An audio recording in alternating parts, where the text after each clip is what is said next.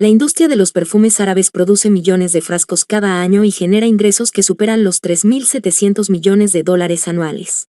Para abastecer esta creciente demanda, se recolectan toneladas de rosas, se utilizan árboles infectados para extraer resina aromática y se obtiene ámbar gris, una sustancia que se forma en el sistema digestivo del cachalote. Pero, ¿alguna vez te has preguntado cómo se hacen los perfumes árabes de lujo? Visitamos las fábricas más prestigiosas del mundo árabe para descubrir cómo se elaboran los perfumes más caros y codiciados.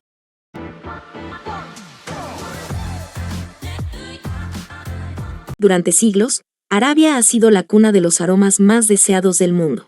Mucho antes de que París se proclamara capital del perfume, las caravanas atravesaban el desierto cargadas de incienso y mirra, que viajaban desde Omán y Yemen hasta Egipto, Roma e India. Estos no eran simples olores, se usaban en templos, en ceremonias de reyes y como símbolo de poder. Entre todos, el más preciado era el oud, una resina aromática que se forma en el corazón del árbol de agarwood cuando éste se enferma y genera un aroma único. Conocido como el oro líquido del desierto, su fragancia intensa podía llenar palacios enteros y convertirse en un lujo reservado únicamente para reyes y poderosos.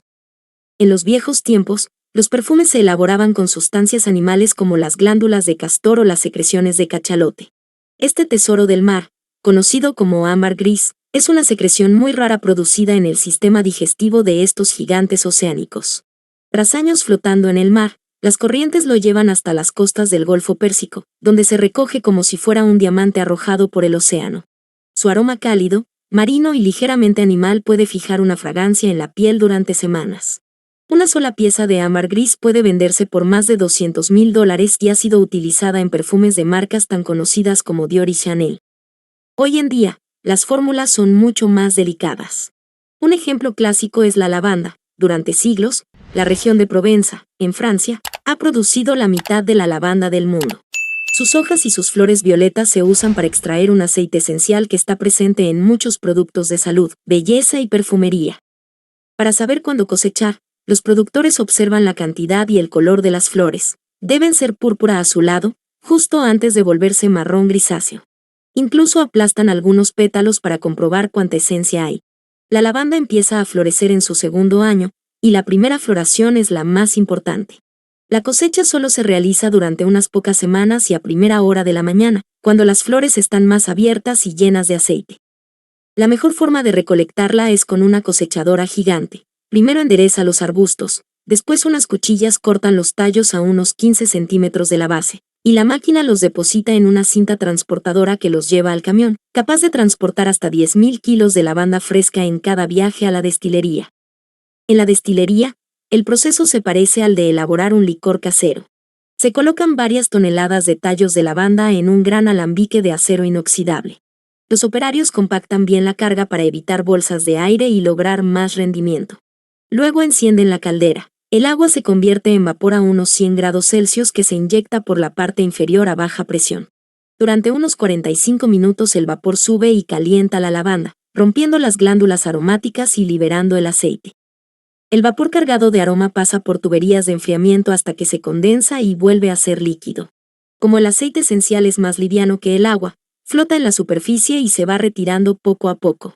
Para que te hagas una idea del esfuerzo, se necesitan alrededor de 5 toneladas de flores frescas para obtener apenas 50 kilos de aceite. Y, al igual que un buen whisky que necesita años para alcanzar su sabor perfecto, este aceite también debe reposar unos 6 meses antes de estar listo para convertirse en perfume. Cuando el aceite está listo, se lleva al laboratorio, donde se mezcla con otros miles de aceites aromáticos. Los perfumes árabes que se producen en este lugar pueden contener hasta 50 ingredientes distintos.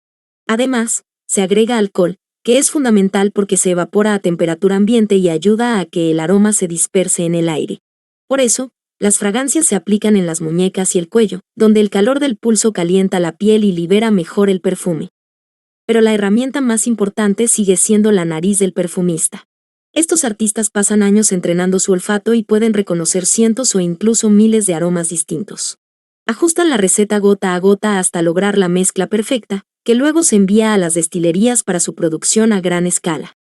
Las destilerías de perfumes pueden ocupar más de 20.000 metros cuadrados y albergar tanques de maceración de hasta 350.000 litros.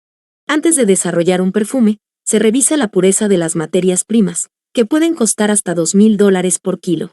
Se utilizan máquinas de cromatografía de gases que analizan cada sustancia y detectan impurezas con precisión de nanogramos. Después, el perfumista pesa los aceites con básculas de precisión miligramo a miligramo y prepara el concentrado con fijadores para mejorar su estabilidad y duración. Ese concentrado se mezcla con alcohol, generalmente en proporciones que van del 50 al 70% del volumen total, se deja madurar y luego se enfría y filtra hasta obtener un líquido puro, claro e intenso. A continuación, se toman muestras para comprobar que la densidad y el volumen sean exactos antes del llenado. Posteriormente, los frascos de vidrio se fabrican a partir de arena de sílice, carbonato de sodio y caliza. Los materiales se funden en hornos a altas temperaturas, alrededor de 1500 grados Celsius, para formar una masa viscosa que se vierte en moldes específicos.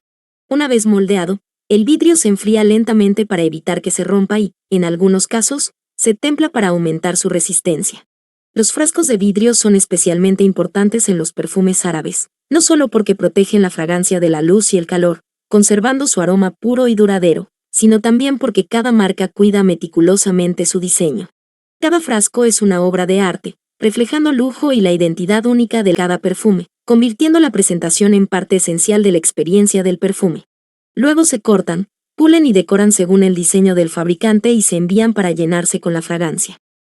Los perfumes femeninos suelen contener 2/3 de alcohol, lo que les da una fragancia más suave y delicada, mientras que los masculinos pueden llegar hasta un 95%, lo que intensifica su aroma y permite que dure más tiempo sobre la piel.